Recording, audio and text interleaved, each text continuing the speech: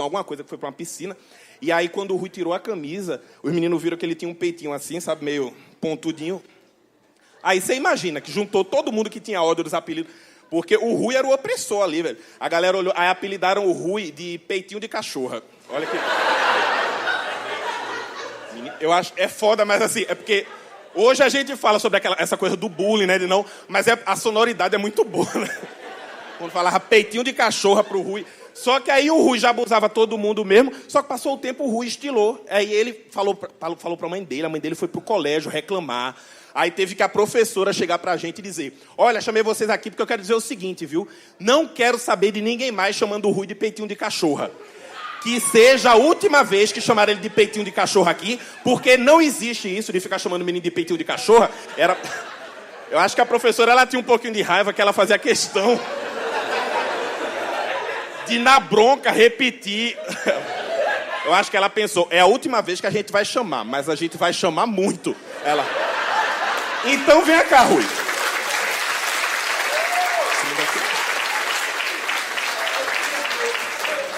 Foi metade da aula, ela. Então, se a partir de hoje eu ver alguém chamando o Rui de peitinho de cachorra, vai ser a última vez que a gente vê alguém chamando ele de peitinho de cachorra. Porque eu vou mandar suspenso e na suspensão eu vou escrever suspenso porque chamou o Rui de peitinho de cachorra. Pode sentar, Rui. E aquela coisa... Mas a classe era tão endemoniada, em satanazinho de um jeito, que no outro dia, quando o Rui chegou na sala... O menino do beatbox começou a tocar. Fez uma batida, um funk. E os meninos da sala não puxaram cantando. Só as cachorras. Rui, Rui, Rui, Rui, Rui.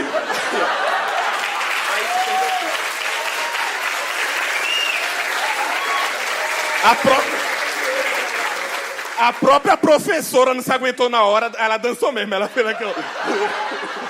Aí, meu Deus. Olha... Era uma criatividade, por isso que eu digo, tem que ter o professor, nossa, ele tem que receber, mas tem que ter, né, pela paciência. Eu acho, inclusive, que o dia do professor tinha que ser comemorado o seguinte, você tinha que dar ao professor a opção, né, é bom que tem uns 2 professores aqui para falar, porque eu acho que tinha que dar a opção, ou o professor não trabalha no dia do professor, ou ele até trabalha, mas ele recebe uma carta de imunidade, para ele responder o aluno do jeito que ele quiser, porque não ia ser ótimo. Porque eu tenho certeza que o professor tem hora que ele olha e fala, vai tomar no teu... E não pode mandar tomar no cu. Eu tinha uns professores que eu tinha certeza, eu olhava no olho e dizia, nossa, difícil, né, professor, hoje? A professora dando aula, falando lá sobre a história do Brasil, ela falando sobre a coluna Prestes, eu não sei, ela falando que foi um movimento político que percorreu o Brasil todo, cerca de 25 mil quilômetros e papapá. Era contra o governo, mas o governo não conseguia pegar porque eles eram muito bem articulados, tarará. E aí ela, para exemplificar, né, o quanto que significava, né, os 25 mil quilômetros, tal, aí ela falou, para vocês terem uma ideia, é como se o movimento tivesse dado, eu não sei o número exato, mas ela, não sei quantas mil voltas no Parque da Jaqueira, aqui em Recife. Aí tinha uma menina na sala que a menina... Eu acho que ela não tinha prestado atenção. Sabe aquela pessoa que ela pegou só parte da explicação? Menina cheia de certeza, levantou a mão e fez. Ah, professora, mas o governo também era muito burro, né? Ela, mas por quê, ela? Porque era só ficar esperando num ponto da praça, quando eles dessem a volta, pegava eles. Aí... Caralho, filha. A gente dava risada, mas a cara de decepção da professora... E a gente dizia, professora, siga. Quando der a próxima volta, ela pega o assunto. Não tem nada, não. Eu olhava pra mim e dizia, caralho, como é que você acompanha assim? Ó, uma coisa muito boa que aconteceu, que eu lembro que na época tinha feira de conhecimento, era tipo feira de ciências. Mas fala, pessoal, estamos voltando com mais um programa, com o segundo bloco do programa que a gente estava conversando aqui. Se eu não fosse online, gente, você não tem noção. O pessoal já ia começar aqui a falar e a gente está entrando no assunto da continuação.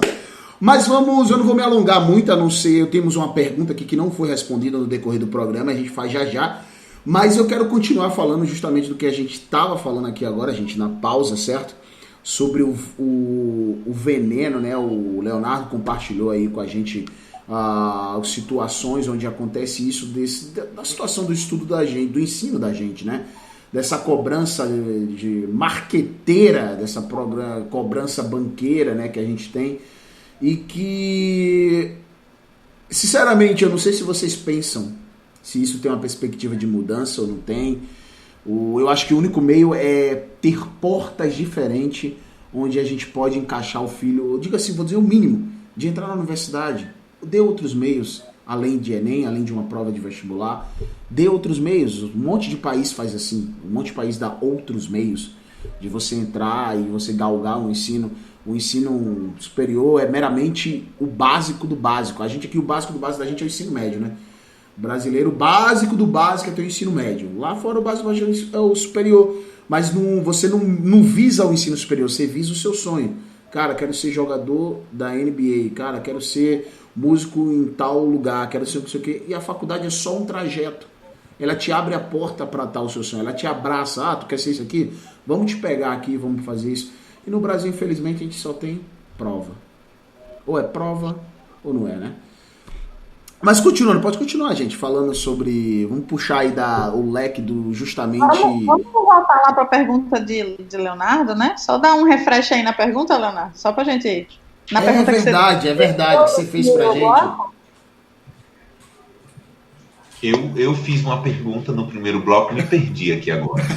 Porque você estava tão empolgado e o corte do intervalo destruiu aquele. Nossa, eu não me lembro, nem eu me lembro também, mas foi uma pergunta muito boa. Que foi justamente dessa relação. Não lembra, com certeza a Camila lembra. Camila lembra, ela vai salvar a gente, claro. Pelo amor de Deus, Camila. Agora que você instigou, você vai ter que salvar a gente agora. Ai, gente, eu não tô conseguindo falar, pelo amor de Deus. Vem pra pergunta da galera do público aí, que peraí que eu vou beber uma água. Vamos fazer o seguinte, até a gente lembrando, talvez a gente lembre porque o assunto, a pergunta foi muito boa, que eu não faço a mínima ideia, e eu acho que o cara deu até uma pesquisadinha, tá? Quem mandou pra gente foi o Marcelo, aqui de Aracaju, e ele mandou pra gente, perguntou o seguinte: o que vocês podem dizer sobre a situação do SISU, do ProUni, acho que ele botou PRUNE, mas acho que quer dizer ProUni, e o FIES, tendo em vista a MP 934, dada pelo presidente Jair Bolsonaro, que instituía como obrigatório o uso da nota do Enem 2020 para o SISU e no ProUni, tornando não obrigatória. Essa decisão foi tomada aí tendo em vista a pandemia coronavírus. Gente, vocês sabem disso? Eu não estou sabendo disso. A grande questão é a seguinte, é porque a gente tem três sistemas aí onde você pode usar a sua nota do Enem. O nosso vestibular, a gente escolhia, na inscrição do vestibular, a gente escolhia o curso, a universidade e o curso que a gente queria. O Enem não é assim. Você faz a prova do Enem. A prova do Enem é um sistema, é um processo. Com a nota que o Enem gera, você pega aquela nota e pode concorrer a uma universidade pública via SISU, concorrer a uma bolsa em uma universidade privada via ProUni, ou conseguir um financiamento, um empréstimo, literalmente, com o governo federal, para bancar integralmente ou parcialmente a mensalidade de uma universidade privada. E depois que você se forma, você paga ao governo esse empréstimo. O que foi que aconteceu? Como as universidades privadas que se utilizam do ProUni, principalmente as privadas, que se utilizam do ProUni e se utilizam do FIES, o período letivo delas possivelmente deve começar ali entre janeiro, fevereiro, talvez em março, no máximo. Essas universidades vão precisar logo das notas para montar as turmas, né? Então, o Enem vai acontecer em fevereiro, a nota está prevista para sair só na segunda quinzena de março. Então, muitas universidades, inclusive públicas, elas podem não conseguir iniciar seu período letivo com a nota do Enem 2020. Então, possibilitou-se que aquelas universidades que assim desejem abram um processo seletivo com a nota dos Enems passados. Isso aconteceu agora no meio do ano com várias universidades. Entendeu? Entendi. Então, se antes havia uma obrigatoriedade do Enem do ano corrente, agora abriu-se uma exceção diante do contexto de pandemia para que se possa usar um Enem passado, ou último Enem corrente, ou os 2 ou 3 últimos, algumas universidades Fica a critério abriram... da universidade, né? Exatamente. Porque, por exemplo, a Unicamp é a Universidade de São Paulo, a Universidade de Campinas, que reserva algumas vagas para o Enem. Ela tem um processo seletivo próprio, mas ela reserva algumas vagas dos cursos dela para os alunos ingressarem com a nota do Enem. Só que a Unicamp vai começar o período em fevereiro, no máximo no início de março. Então a Unicamp decidiu não abrir vaga para o Enem em 2021. Isso aí gerou um prejuízo para uma gama de alunos no país inteiro, porque muitos desses alunos fazem o Enem para ingressar na Unicamp. Por quê? É aquele aluno que não vai lá em Campinas fazer a prova, ou em Campinas, ou em Salvador, que a Unicamp muito faz. Que acontece. Exatamente. Mas aí o que a Unicamp fez? Olha, infelizmente eu não posso esperar a nota do Enem para poder montar as minhas turmas, então 2021 não tem nota do Enem. Então, para não haver esse prejuízo em outros setores, como houve na Unicamp, possibilitou-se a utilização dessas notas, podendo aí, inclusive, fazer com que as universidades privadas que não podem fazer processo seletivo, foi o caso aqui da UNIT, no meio do ano. A UNIT não podia fazer uma prova de vestibular, porque ela não podia convocar os alunos para fazer uma prova. Aí alguns questionaram, então por que não faz um processo online? Mas uma prova online, ela não dá uma garantia e uma segurança que aquela prova aconteceu de uma maneira coesa, segura, enfim, ilesa, né, para que o aluno pudesse ingressar na universidade. A maneira mais segura que a universidade encontrou foi usar a nota do Enem anterior, o aluno poder se inscrever lá com a sua nota do Enem para poder ingressar. O aluno, na real, vou dizer para você, o aluno que tá saindo agora do terceiro ano é o que tá mais no sanhaço, viu, velho? Que perdeu mais oportunidades, né? Não, tá no sanhaço, mano. É a realidade. Imagina aquele aluno que tem. Caraca, eu quero entrar na Unicamp, é uma baita de uma universidade, é referência na nacional, uma baita de universidade, tanto para graduação, mestrado e doutorados afins. Imagina o cara que queria entrar lá agora. O cara não tem a opção de ter o Enem passado, né? Cara, coronavírus pandemia. Veio pra realmente fazer a gente sambar do jeito certo. Ou samba ou não tem saída, né? Mas você falou uma coisa interessante lá. Até eu fiquei com dúvida quando ele fez a pergunta. Falei, caraca, e agora ferrou? Não, mas tem um nexo. Foi uma situação de escape, pelo menos, que é pra você poder pegar a nota passada, né? Quem tem uma boa nota passada, beleza. Quem não tem, é isso aí, né, galera? Não tem o que fazer. Mas eu não tô lembrando da pergunta ainda. Camila também não lembrou. Cara, o pior é que eu também não tô. Eu tô tentando puxar o gatilho do assunto que estávamos falando, para ver se eu consigo... Tá mutado. A história do veneno. Não, acredito que foi a questão da vocação, teste vocacional, não? Isso foi. Ele concluiu com a questão do vocacional. Ele concluiu falando sobre a vocação da escola, que a escola fazia um teste vocacional. E aí depois ele falou sobre o... Foi antes disso aí. Foi antes. Não, ele jogou a pergunta no final do bloco. Essa é a real. Lá no finalzinho do bloco ele jogou a pergunta, mas foi... Pelo amor de Deus, lembra aí que a gente já falou. Foi muito boa. E foi bem relacionado com a base. Foi relacionado com a base, que o aluno não foi ensinado a ter um ensino ativo e a gente aqui traz... Lembrei. Lembrou? Olha aí. Lembrei. Nós estávamos falando sobre a questão do... Eu fiz a pergunta a Leonardo sobre como os alunos se sentiam, né? Aí ele falou... Exatamente. Que os alunos, durante todo esse ano, eles tiveram todo o desenvolvimento cognitivo, nas escolas continuaram, né, desenvolvendo o seu papel de ensino, mas os meninos sentiram muita falta da questão da afetividade, né? E aí o Leonardo entrou com um comentário falando que o aluno, ele não tinha essa autonomia em relação às deliberações de rotina, né? Que as escolas, infelizmente, o nosso ensino, ele não prepara mesmo o aluno para ele ser esse ser autônomo, né? E aí a gente vinha nesse gancho aí. Exato.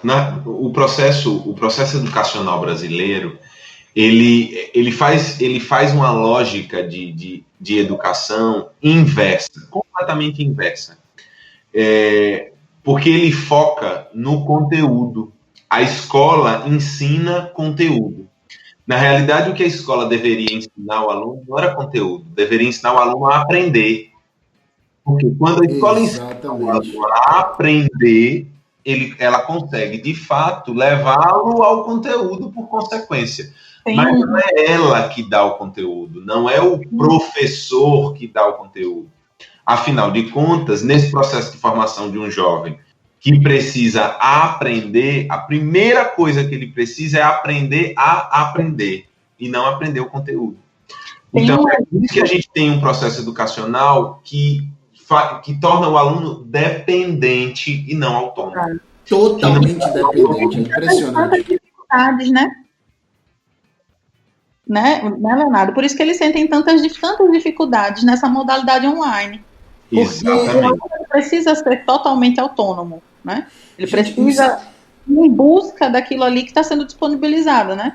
E aí ele não tem esse autocontrole. Mas antes de eu passar a palavra, tem um exemplo muito bom. Eu esqueci o nome do projeto, mas é um projeto de uma escola no interior de São Paulo.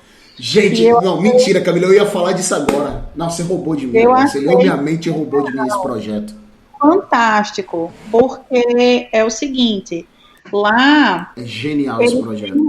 Um projeto que é uma escola, né? Porém, o ensino ele não acontece da forma tradicional. Como é que funciona? Por exemplo, os alunos eles são reunidos por faixa etária, né? Então, entre 12 e 13 anos. Então, todos permanecem naquele mesmo ciclo.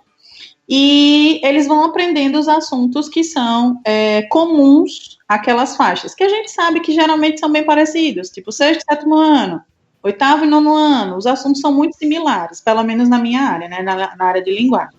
Então, o que é que acontece? Os alunos, eles são divididos em núcleos, tá? E esses núcleos, eles são colocados para resolver problemas da própria comunidade. Então, por exemplo, eles fazem uma pesquisa no bairro, eles encontraram um problema no asfalto, tá? Então, eles começam a estudar geometria, analisando os buracos que estão ali naquela via. E aí eles produzem relatórios desenvolvendo as habilidades da área de linguagens. Então, eles começam a ter a parte da lógica, da geometria, e, assim... Eles vão incluindo, né, as disciplinas que se encaixam em vários projetos. Então, o aluno ele traz a possibilidade de uma solução para a sociedade que ele vive, né? E, além de tudo, ainda aprende o conteúdo. Gente, eu fiquei, cara... Esse projeto é genial. Eu vi o vídeo desse projeto.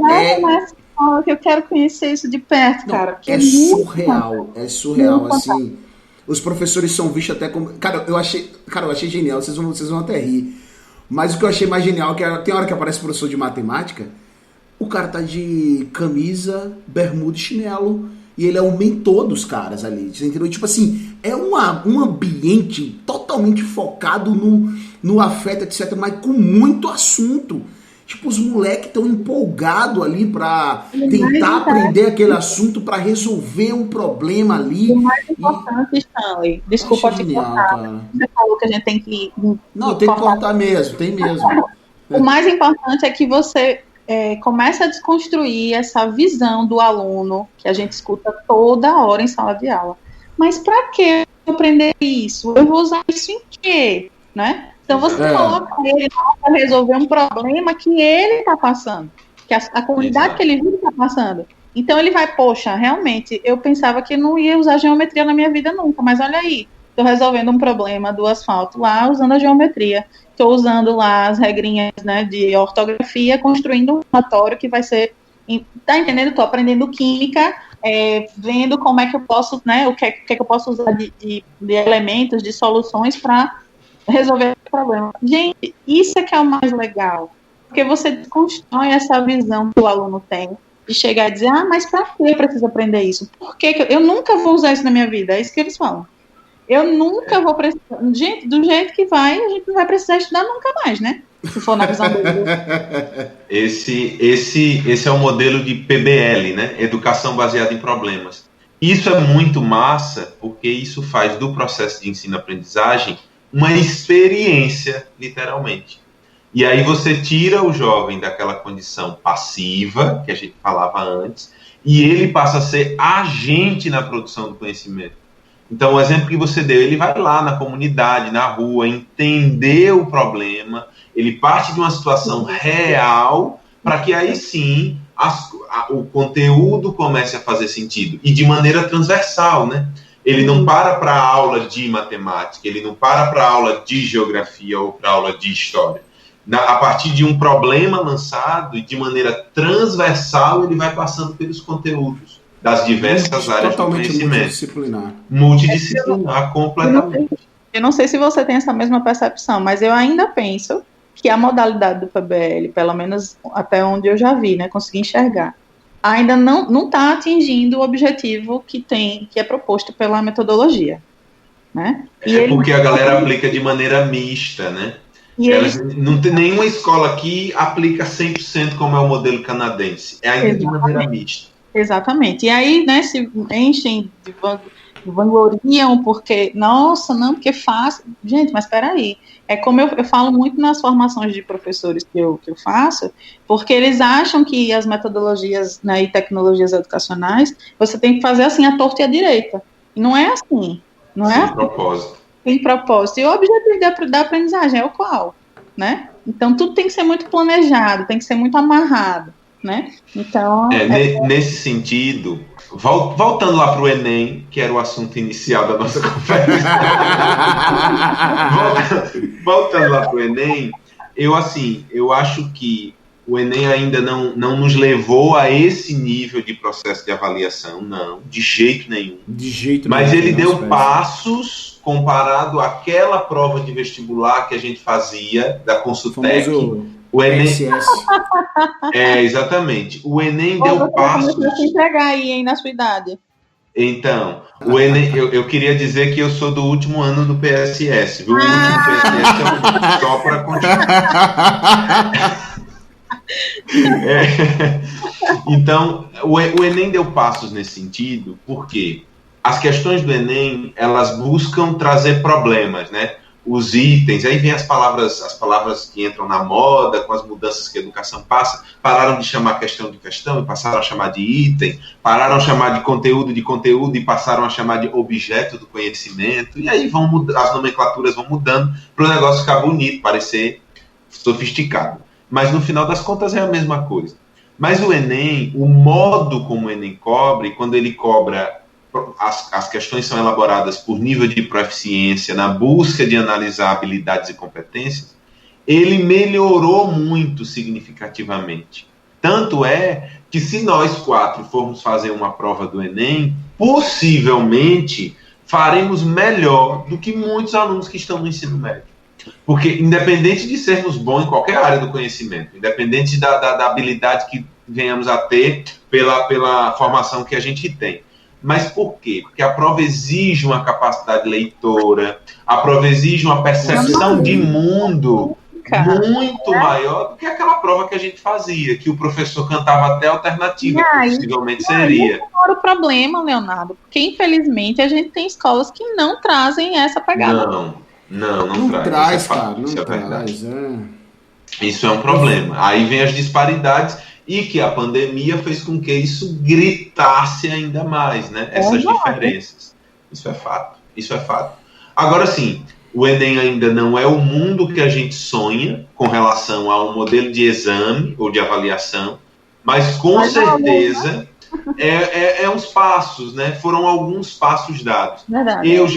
Eu já posso dizer com segurança que o Enem, para os alunos de hoje, já é um processo de avaliação muito melhor do que foi para a gente o vestibular. Com certeza, é verdade. Eu faço sempre a comparação com a corrida de 100 metros. O nosso vestibular, ele era como uma corrida de 100 metros. Passava quem corria mais rápido e chegava primeiro. Ou seja, quem acertava mais questões, era a quantidade de acertos. porque o modelo de correção do nosso vestibular clássico era o que a gente chama de correção clássica. Então, quanto mais você acerta, mais chances você tem de passar. Quem mais acerta questões, maior é a nota. Então, é como uma corrida de 100 metros. Quem corre mais rápido, chega primeiro. Ganha. Só que o Enem não é assim. A lógica do Enem é o famoso TRI, né? E o TRI mede não só quantidade, ele mede qualidade, é o nível de proficiência. É o nível da questão. Exatamente. Então, mas Não, mas é aquela coisa que a gente tinha falado antes, né? Se mudasse a visão do vestibular, né? Se não fosse uma prova, como você falou, uma corrida. Eu concordo com você em relação a essa diferença, né? Essa comparação entre as duas provas, né? Vestibular tradicional e o Enem. Mas eu acho que o segredo para uma educação mais efetiva seria realmente usar a escola, entendeu? Como uma forma de você se tornar, né, um cidadão realmente preparado, né? Independente para onde você se direcione, se é realmente para a universidade ou para a vida mesmo, para qualquer outra área. Então, assim, eu adoraria muito ver era a educação sendo levada a séria do ensino básico, né, ao nível médio. Imaginei o projeto que Camila trouxe para a gente aqui em relação à escola. Aquilo ali, infelizmente, para aqui ainda é uma utopia, né? Você tentar trazer, sabe, os problemas para que os alunos tomem a frente. Isso funcionaria, mas, assim, muito esporadicamente, né? Seria uma vez no mês, a escola trazer uma situação para cada sala e ela trabalhar essas problemáticas que realmente trariam um pouco mais de cidadania. Com relação à prova de Enem, eu acho que se investisse mais na educação mesmo, né, e se tornar essa é como se tivesse uma pontuação, né, olha, você tem que atingir X pontuações para você ter acesso à universidade, independente se pública ou privada. Então, você teria muito mais, seria uma coisa mais justa, né, você teria um tempo hábil, né, um tempo bem longo para a pessoa galgando seu objetivo. Cara, mas eu posso até estar errada e aí é um pensamento meu, tá? Eu acredito que esses problemas aconteçam porque nós temos um sistema educacional falho. Mas, infelizmente, Camila, o nosso sistema educacional é um sistema muito engessado e burocratizado. Certo? Sim. Foi o que eu falei no início, né? Que as escolas, a comunidade escolar como um todo, ela fique de mãos atadas, porque ela tem que cumprir aquilo ali. Ela tem que cumprir aquilo ali. Quer que eu diga para vocês por que a gente, justamente o que o Wes falou, porque a gente vê essa situação como utopia, e não está errado até em pensar nisso, porque a gente tem uma educação baseada em dinheiro. Se dá dinheiro, infelizmente, gente, é assim. Se dá dinheiro, vai fazer funcionar. Se não dá dinheiro, não vai. Infelizmente, o Enem só vai ser em janeiro por causa disso? Só vai ser em janeiro por causa disso, porque a escola falou que não tem que ser, senão não vai ter vaga, não vai dar dinheiro, não vai ter matrícula, não vai ter etc. Então a gente tem tudo. Infelizmente, cara, é um bagulho assim, como é que você vai brigar com o cara que tem dinheiro? É difícil demais. É só a sociedade mesmo se unindo para brigar contra isso. Só a sociedade mesmo se unindo. Sei lá, isso é minha visão. Você entendeu? O nome do ensino que a gente tem já é totalmente ligado a dinheiro, ensino bancário, né, que a gente chama, né, na linguagem ali escrita, como a gente é apresentado com a gente. Então é uma coisa difícil, é uma coisa hard. O Enem, eu acho, por mais que tenha melhorado, eu entendo vocês, com certeza melhorou, comparado, a gente diz, os alunos reclamam hoje da mudança que teve no Enem, né? Caraca, mas o Enem Oi. Eu queria até fazer uma pergunta a Leonardo, antes do programa acabar, que seria o seguinte, né, pergunta muito a opinião dele mesmo, queria saber dele, né? Uma curiosidade mesmo.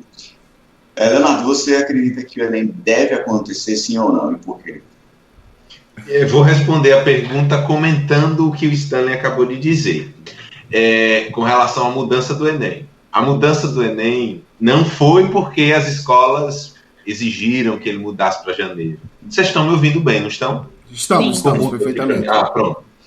A mudança do Enem foi por um movimento espontâneo que aconteceu nas redes sociais, principalmente por uns alunos das escolas públicas, que, diante de um contexto de semanas e já meses sem aula, pressionaram o governo via rede social para que o MEC e o INEP divulgassem alguma coisa, se a prova aconteceria, e solicitando o adiamento da prova. Por quê? Pelas escolas privadas, ele talvez não seria adiado. Porque a escola privada continua tendo aula, mesmo na pandemia. O aluno da escola privada continua tendo conteúdo. Para a escola privada... Exato. Talvez para a escola privada seria melhor o Enem ser em novembro, como era antes. Mas para o aluno da escola pública, nem em janeiro ele vai ser justo. Talvez para o aluno da escola pública, o melhor seria que ele acontecesse em maio. Quanto mais tempo, porque eu lhe digo com segurança que tem escolas públicas no Brasil que até hoje, dia 6 de novembro, não teve uma aula. Tem escolas particulares, Leonardo. Escola particular. Imagine. Exato. Agora, se o Enem deveria acontecer, a pergunta do Wesley, com certeza. Por quê? Independente de tudo isso que aconteceu, independente da gente ter tido um ano letivo produtivo ou não, dos alunos terem aprendido tudo que a gente considera que eles deveriam ter aprendido ou não, o Enem é para um número gigantesco de pessoas a única chance de dar o primeiro passo rumo à transformação de sua vida. Se está ruim para está ruim para todo mundo. A prova esse ano, com certeza, ela foi construída, eu não estou dizendo que ela vai ser mais fácil, mas ela foi construída levando em consideração todo esse contexto, porque em março, quando a pandemia começou, a prova ainda não estava finalizada, ela estava em processo de finalização, a prova fica finalizada, fechada, lacrada em abril, em março ela estava nesse processo, então pode ser que tenham dado uma adequada. Se não deram uma adequada na estrutura, vão dar uma adequada no nivelamento da prova, no processo de correção. E com certeza nas redações, que é o processo que vai começar a acontecer a partir de agora, das formações dos professores que vão corrigir as redações, todos os cursos, enfim. Então, eu tenho certeza que ele tinha que acontecer. Se a melhor data era janeiro, era março ou maio, como eram as propostas que o governo lançou para se discutir, é complicado dizer qual era a melhor data, porque as realidades são bem diversas, mas ela tinha que acontecer. Porque ela é a chance de 2021 a gente poder ter ano letivo nas universidades, a gente poder ver aluno de escola pública entrar no curso de medicina, de direito ou em qualquer outro, e aluno de qualquer escola poder entrar na universidade. Não ter o Enem seria muito pior, porque a sensação do ano perdido, ela se concretiza. Ia ser sacramentada, né? Eu nem pensei nessa visão. Eu não gosto dessa ideia que 2020 foi perdido. Às vezes eu converso com alguém, com algum aluno, porque esse ano foi perdido. Não foi. Você trouxe uma perspectiva, Leonardo, que na verdade 2020 ele foi difícil, mas ele vai ser vencido no final, entendeu? Alguns talvez não vencerão com tanta glória, mas ele vai passar, ele vai ser vencido. 2020 veio para mostrar pra gente que a gente reclamava muito de 19. Verdade. Gente, então... bom, pode concluir, Leonardo, pode concluir. Não, a gente aprendeu muito. Agora, eu para me despedir, a gente sei que a gente já vai terminar, talvez já estouramos até todos os tempos aí, mas eu queria me despedir, dar tchau com um fragmento pequeno, mas um fragmento de um cara que eu sou fã, que eu sou sensacional, que eu acho sensacional, que é o Yuval Harari, nas 21 lições para o século XXI, e que casa com tudo que a gente falou aqui sobre educação. Quando eu puder ler esse trechinho, você me diz. Pode mandar, Leonardo. Pode mandar. Posso mandar? Na 19ª lição, é sobre educação, ele diz assim, e aí eu deixo a dica, leiam esse livro, quem está escutando a gente. Eu acho que tudo do Harari é transformador, do Sapiens ao Homo Deus, aqui as 21 lições. Ele é um historiador, para variar, esse pessoal da história. E ele traz uma reflexão massa quando ele diz assim, o gênero humano está enfrentando revoluções sem precedentes. Esse livro é de 2018, mas parece que foi escrito esse ano. Parece que foi escrito esse ano. Todas as nossas antigas narrativas estão ruindo e nenhuma narrativa nova surgiu até agora para substituí-las. Vai a crise de paradigma aí. Como podemos nos preparar e os nossos filhos, nos preparar aí a nossos filhos para um mundo repleto de transformações sem precedentes e de incertezas tão radicais.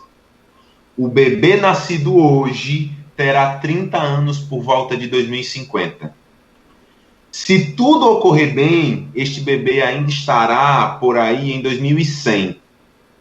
E até poderá ser um cidadão ativo no século 22. O que deveríamos ensinar a este bebê que o ajude, ou a ajude, a sobreviver e progredir no ano de 2050 ou no século 22? De que tipo de habilidade ele ou ela vai precisar para conseguir um emprego, compreender o que está acontecendo à sua volta e percorrer o labirinto da vida? Lá na frente ele continua, só um instante.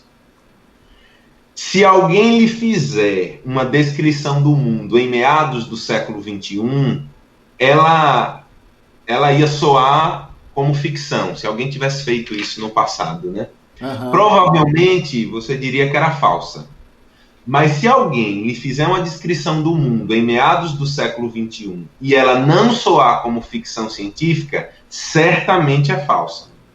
Não podemos estar certos quanto às especificidades, mas a mudança em si mesma é a única certeza.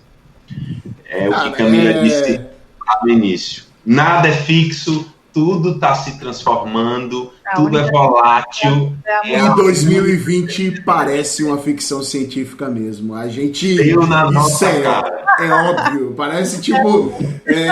sacramentou totalmente. Espera aí que eu já falo com você. Tá bom, já falo com você. Beleza? Já falo, tá bom, pode pegar.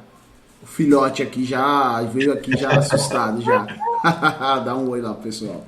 Olha lá. Vai lá. Gente, que final, sério mesmo. O final foi assim... Gente, que programa. Tremendo. E que programa. A gente estourou todos os tempos e eu não tô nem aí. Vai sair assim mesmo. Não tem estresse. Porque o final da ficção científica, cara, acho que foi... Todo mundo falou, já vi um filme que tinha esse negócio de pandemia. Por mais que seja uma coisa simples, mas as incertezas, as mudanças... Cara, esse cara ele viveu isso aqui e voltou no passado e escreveu esse livro. Não tem condições.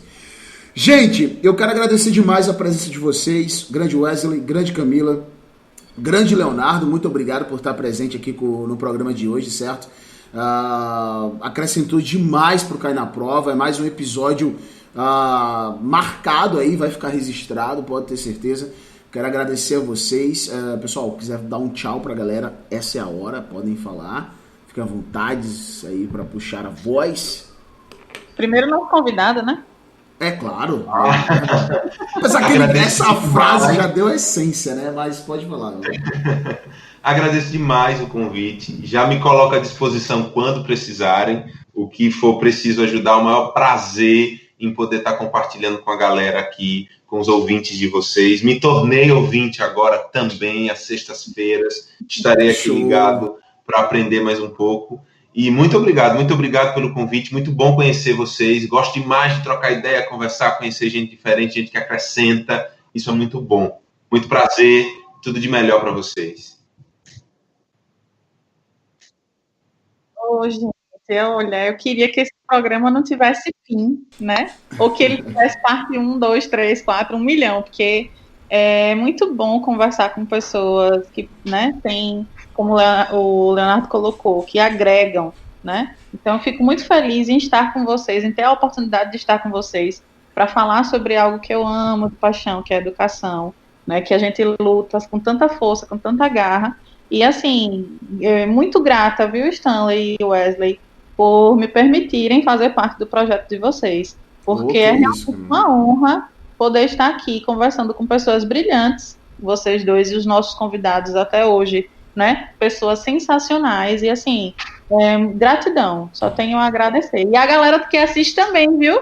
Com certeza. Sem vocês aí não ia fluir legal como é. Exatamente como é. Wesley, meu grande parceiro.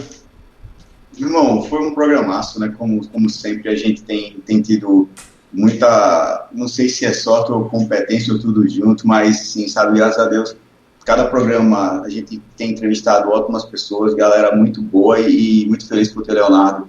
É um cara super coerente com seus argumentos, né, sempre bem embasado. Top. E com relação a Camila, pô, assim, é muito bom ter uma visão que nem sempre a gente vai concordar um com o outro, né, mas eu adoro isso, entendeu? Porque eu aprendo muito com ela, com os pensamentos, né, e vice-versa. Então, assim, é sempre massa, muito bom mesmo. Sou muito, muito feliz por estar nesse programa sempre com vocês. E, mais uma vez, fica o convite, né, eu vou logo aqui, Stanley, adiantando, para Leonardo participar de outros temas. Com certeza. E muito bom mesmo. Fico muito orgulhoso em estar com vocês aqui toda sexta, né? Se por mim seriam todas as sextas, né? Não quinzenalmente, mas todas as sextas. Muito legal, porque é muito tema, pô, muito bate-papo. E como ela falou também, dá nem vontade de parar, meu irmão. A gente conversa, a hora passa muito rápido, sabe? Demais. Gente, encerrando esse programa, eu quero agradecer a todos vocês pela presença. Muito obrigado pela confiança aí de estar apreciando e curtindo o nosso conteúdo. Convido mais uma vez acessar o nosso Instagram lá, onde tem os outros episódios, tem um link de acesso, @podcast cai na prova, não tem erro. Na semana que vem a gente vai dar as edições de áudio, etc. Esse episódio fica disponível em todas as plataformas agregadoras, as mais utilizadas e até as que não utilizam muito, então não é impossível não escutar a gente. A gente vai estar por aí para vocês dar uma bisbilhotada no assunto, hoje com o tema Enem e mais 1000 coisas que o Leonardo conseguiu compartilhar com a gente e enriqueceu demais esse programa. É hoje o maior programa que a gente teve até agora de tempo e, cara, sensacional. E dava pra falar mais umas 2 horas aí fácil. Gente, muito obrigado. Eu não vejo a hora de começar a fazer esse programa. Fica a dica para transformar esse podcast em um curso, né? Um curso. Um professorando aí. Vamos lá, vamos professorar. Gente, muito obrigado, uma ótima noite, um ótimo final de semana para vocês e eu espero muito ver vocês aí daqui a 15 dias, tá, gente? A gente volta na próxima sexta, não tem episódio, na outra a gente provavelmente estará a neuropedagoga, a professora de geografia Andresa, que eu me esqueci o sobrenome dela, ela vai me xingar por causa disso, mas a gente se vê daqui a uns 15 dias aí, estamos voltando aí, muito obrigado pela participação de vocês e até a próxima. Valeu, gente, aquele abraço.